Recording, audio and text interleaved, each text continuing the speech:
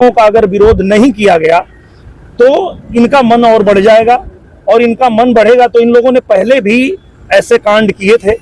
2008 में आप लोगों ने देखा होगा कि 2008 में यही हमारे भोजपुरी भाषी और भी राज्यों से जाने वाले लोगों को उसी महाराष्ट्र में मारा पीटा गया था।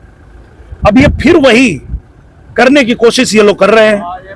तो ऐसे में आजमगढ़ से, गाजीपुर से, बलिया से, देवरिया से, गोरखपुर से, चाहे बिहार से, चाहे राजस्थान से, चाहे दिल्ली से या किसी भी प्रदेश से कोई बच्चा अपने परिवार को छोड़ के अपनी रोजी रोटी कमाने गया है और उसको अगर भाषा के नाम पे और राज्य के नाम पे लोग प्रताड़ित करेंगे तो इनका पुरजोर विरोध होना चाहिए। मैं तो कर रहा हूं और मैं चाहता हूं कि पूरा देश इनका विरोध करे। अजय दिनेश जी, जिस तरीके से आपने बयान दिया कि हम डरेंगे नहीं, हम मुंबई में रहेंगे, लेकिन शिवसेना वाले आपका पता खोज रहे हैं। बिल्कुल, मेरा पता सबको मालूम है।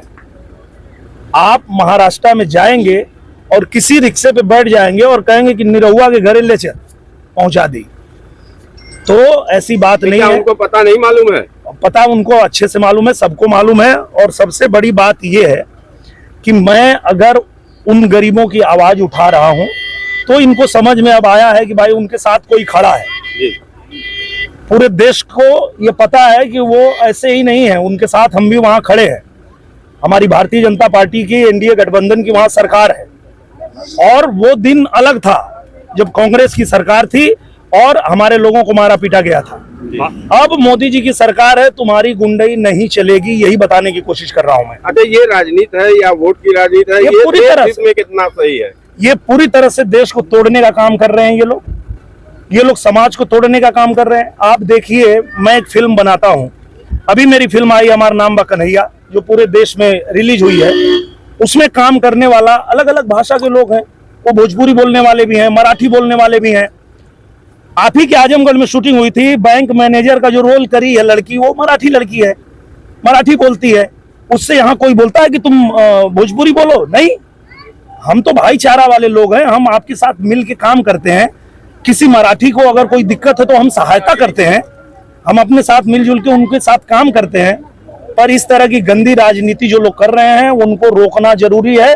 अगर इनको नहीं रोका गया तो ये भाषा के नाम पे, राज्य के नाम पे इस देश को कमजोर करना चाहते हैं। सर, जैसे रोक लगनी ही चाहिए। विपक्ष कहता है कि संविधान चलता है भारत में, संविधान के हिसाब से भोजपुरी भाषा को दबाया जा रहा है, क्या कहेंगे? मुझे लगता है कि मैंने जब सदन में मुझे बोलने का पहला अवसर मिला था तो मैंने पहला ही अपना भाषण यही रखा था कि भोजपुरी भाषा बोलने वाले पूरी दुनिया में लोग हैं, और देश के बाहर जब भोजपुरी को मान्यता मिल चुकी है तो देश में क्यों नहीं। तो इसकी मांग तो मैंने सदन में भी रखा था। भोजपुरी के बहुत से लोग कलाकार हैं, लेकिन स्पेशली उन्होंने आपको हाईलाइट करके कहा है, तो क्या कहेंगे इसके लिए? मैं ये कह रहा हूं कि जो उनकी आवाज उठाएगा उन्हीं से वो लड़ेंगे ना। तो भाई, ये देश संविधान से चलेगा कि गुंडागर्दी से चलेगा? कानून व्यवस्था से ये देश चलेगा कि गुंडागर्दी से चलेगा? अपने भोजपुरी समाज के लिए क्या कहेंगे? मैं भोजपुरी समाज को सिर्फ एक ही बात कह रहा हूं कि आप लोग एकजुट रहिए। अगर आपको ये लोग जाति के नाम पे बांट दिए, अगर ये लोग आपको राज्य के नाम पे बांट दिए तो आप कमजोर हो जाएंगे।